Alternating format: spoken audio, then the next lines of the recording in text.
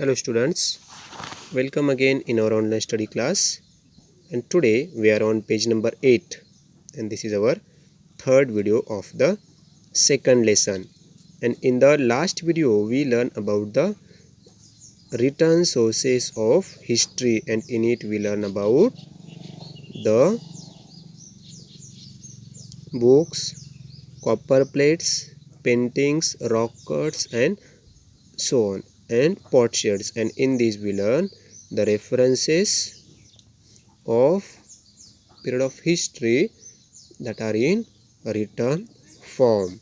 And in this we also learn about the Bhurjapatra tree, and it is in Kashmir, and the peoples were using the Bhurjapatra trees or the to express their emotions and thoughts. They were trying to paint it on the copper plates or on the rocks. Now this is the third source of history, 2.3 oral sources. Very important source of history, that is oral sources. Ovis, folk songs, folk tales and similar literature is passed on from generation to generation by word of mouth. This literature is not in written form. Its authors are unknown. This type of literature preserved by oral tradition forms the oral sources of history, and as its name suggested, oral sources.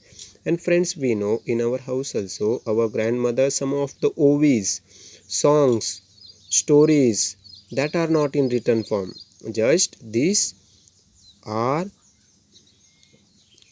tales or literature passed on from one to another by generation, means we don't know who wrote it or we don't know who is the author of these, and that are not in written form. These all things are known as oral sources of histories. Like some ovis that we don't know who wrote it, some folk songs, folk tales, these all are the authors are unknown, or though this literature is not in written form, just we learn it from generation to generation, means by our grandparents, and then the grandparents will tell to your parents will tell to us, and we to our children, means it is generation to generation, and this all are considered in oral sources. And in the oral sources, ovis, folk songs, folk tales and similar literature are in the oral sources. And here, do you know sources of ancient Indian history? And we can see the chart here: material sources, written sources and oral sources. And see now, in the material sources also two types are there: artifacts and structural remains. Artifacts means the things that we uses or it is in the form of art. Here rock paintings, paintings on the stone, rock painting, pottery, potsherds, potteries and earthen pots and so on.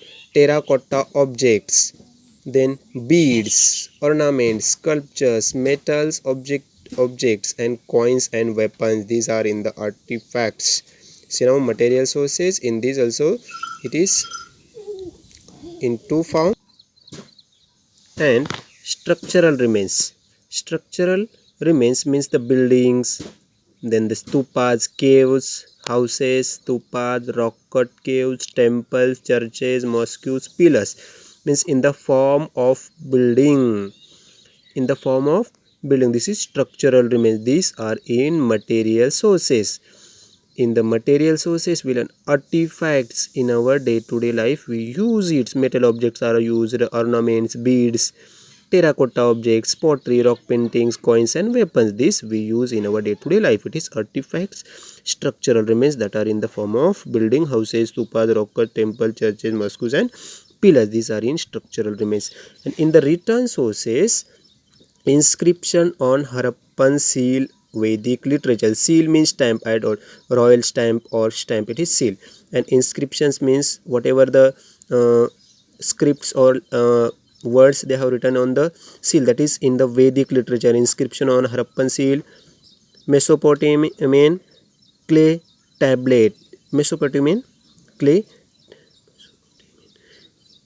tablets, manuscripts, copies of Mahabharata and Ramayana, Jain and Buddhist literature, return of Greek historians, travelogues by Chinese traveler, books on grammar, Puranas and inscription. These all are in the written form and these are included in the written sources. Mesopotamian clay tablets means they were trying to write on the clay or on the sheet of clay. Then the Ramayana and Mahabharata, our holy books, Ramayana and Mahabharata. Then the Jain and Buddhist literature, these all things are included in the written sources. And here last we learn now, that is oral sources.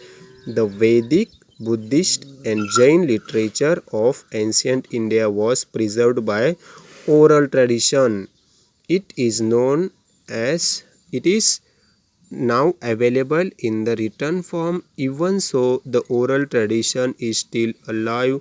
When oral compositions are used for history writing, they are included in the oral sources. And this Buddhist literature, Vedic literature, Jain literature, this initially it was in the oral form, but now in these days people are trying to write it in the written form, but till the oral form is, it is in the written form. Even so, the oral tradition is still alive, right?